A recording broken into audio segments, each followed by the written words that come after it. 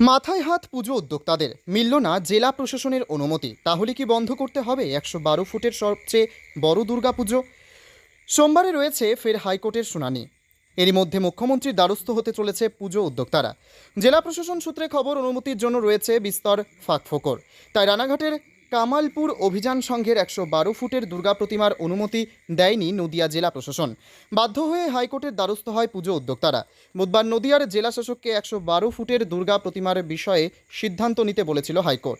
বৃহস্পতিবার ছিল ফের শুনানি। বৃহস্পতিবার নদিয়ার জেলা শাসক এস অরুণ প্রসাদ হাইকোর্টকে জানিয়েছেন, পুজো করার ক্ষেত্রে যে সমস্ত সরকারি নিয়ম আছে তা সম্পূর্ণ মানা হয়নি পুজো উদ্যোক্তাদের তরফ থেকে। তাই নদিয়া জেলা প্রশাসন সবচেয়ে বড় দুর্গার অনুমতি দেয়নি। রানাঘাটের মহকুমা শাসক ও অভিযান সংঘের আবেদন সম্পূর্ণরূপে বাতিল করে দিয়েছে। বিদ্যুৎ বিভাগ থেকে শুরু করে পুলিশ, সমষ্টি উন্নয়ন আধিকারিক, এমনকি দমকল ছাড়াও পুলিশের অনুমতি মেলেনি। তাহলে কি বন্ধ হয়ে যাবে নদিয়ার সবচেয়ে বড় দুর্গা প্রতিমা? ইতিমধ্যেই পুজো উদ্যোক্তাদের তরফ থেকে রানাঘাটের সমষ্টি উন্নয়ন আধিকারিকের মাধ্যমে মুখ্যমন্ত্রীর কাছে আবেদন জানানো হচ্ছে, যাতে তারা সর্ববৃহৎ দুর্গা প্রতিমা তৈরি করে পুজো করতে পারে। পুরোপুরি আপনারা একটা কি দাবি রাখছেন? এটা আমরা এখন মাননীয়ার কাছে একটাই দাবি। দেখুন, সমস্যা তো আছেই, সমস্যার সমাধান তো থাকবেই। তো আমরা একটা জিনিসই দাবি করছি যে এটার একটা সুষ্ঠু সমাধান হয়ে যাতে আমাদের পুজোটা কোনো রকমভাবে অসুবিধা না, কারণ এটা একটা গ্রাম চাইছে, শুধু একা আমার গ্রাম নয়, এর সাথে এখন যুক্ত আছে ধরুন ওই সাহায্য অর্থে আরও ২০টা ক্লাব এর সাথে যুক্ত হয়েছে, আরও ধরুন আশেপাশে আরও ১০-১৫টা গ্রাম এর সাথে যুক্ত হয়েছে। তো এখানে শুধুমাত্র একটা গ্রামই দেখুন যে এত বড় একটা রিস্ক নিয়েছে, এত বড় একটা পুজো করছে, কারণ কোনো রকম স্পন্সর ছাড়া।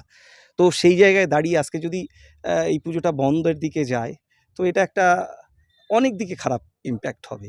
যেটা যদি বলা যায় যে আমাদের গ্রামের লোকের একটা, দেখুন পুলিশ এসে বসে রয়েছে, গ্রামের লোক অত আইন বোঝে না, কোনো কিছুই বোঝে না।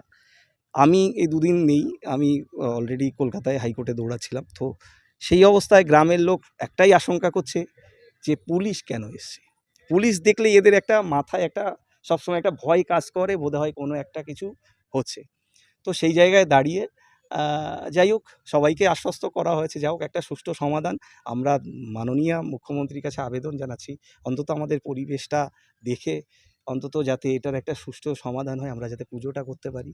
হ্যাঁ, আশঙ্কা সব কিছুই থাকবে, তার সত্ত্বেও কাজগুলো করতে হবে। আমাদের গ্রামের লোকের একটা আবেগ, শুধু আমাদের গ্রাম নয়, এখন যদি বলো বাংলার গ্রাম, বাংলার আবেগ এই পুজোটা নিয়ে তৈরি হয়েছে।